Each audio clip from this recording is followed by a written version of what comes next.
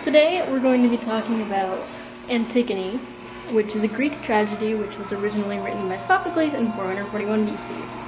So we're talking about 1943 France and the history behind it, but how is it exactly related to Jean Anouilh's Antigone? If you look at the story, there's a lot of parts that are similar to the history of France. The main character, Antigone, very much resembles the French Resistance. This is because she's rebellious and really adamant about standing up for what she believes in. Creon is Antigone's uncle and the king, and he set the law that Antigone is trying to break in the first place, much like the Germans coming to France. That's why he represents Vichy France.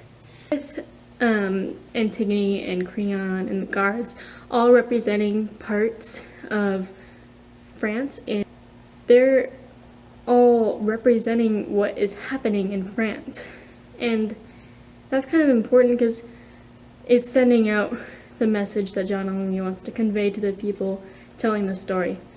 But there's not really a purpose of telling the story of something that's already happening, and so that's where the chorus comes in.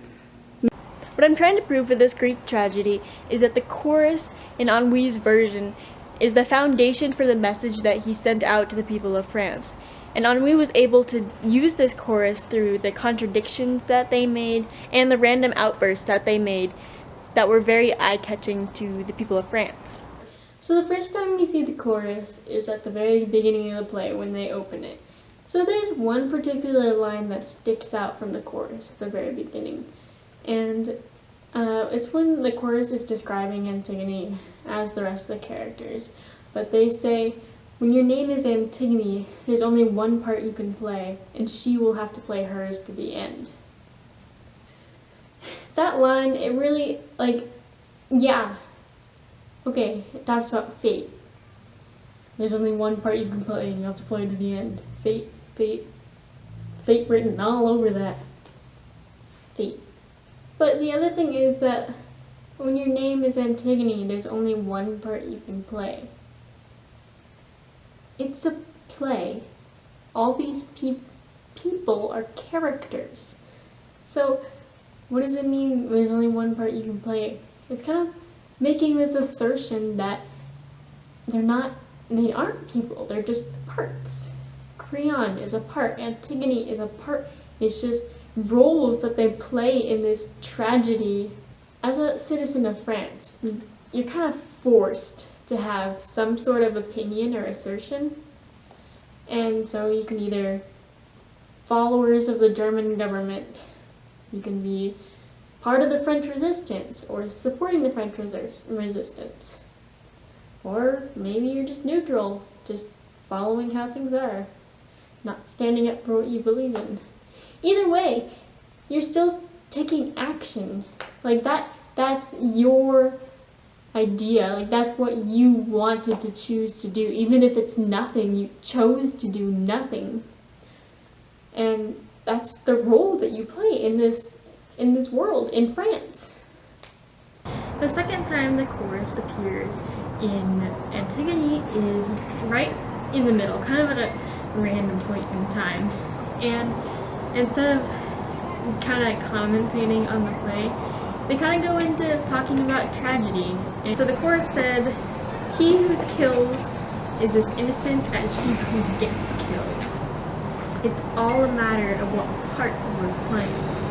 Now this goes back to the roles thing that we were talking about in the first part that the chorus comes in. But then it talks about how tragedy is inevitable.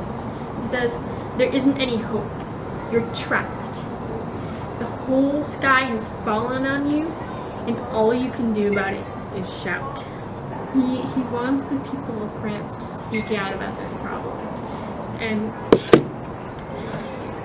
obviously, when we talk about you can't do that with a lot of the censorship going on, he is being so instructive. It's so obvious with the second person happening there.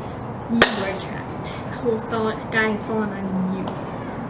It's all about you, and you're dying right now, and you're not doing anything about it. How does that make you feel? Well, that's what he's saying. all of this German occupation, everything is on top of you, crushing you, and you just choose to sit there while you really need to support the French resistance, or if you believe that German occupation is great, go support that. Awesome, but just choose one way. Do something. Shout. That's really what's important in there. The chorus was able to show the people of France that they are just roles in this play, in the tragedy of life, especially in France in 1943.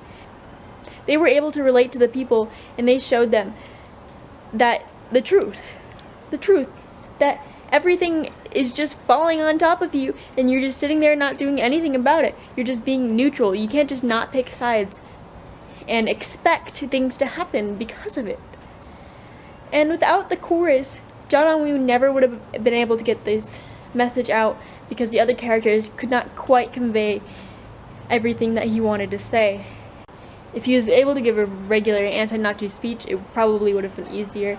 But in the circumstances with this strong censorship, it was really hard to be able to do that.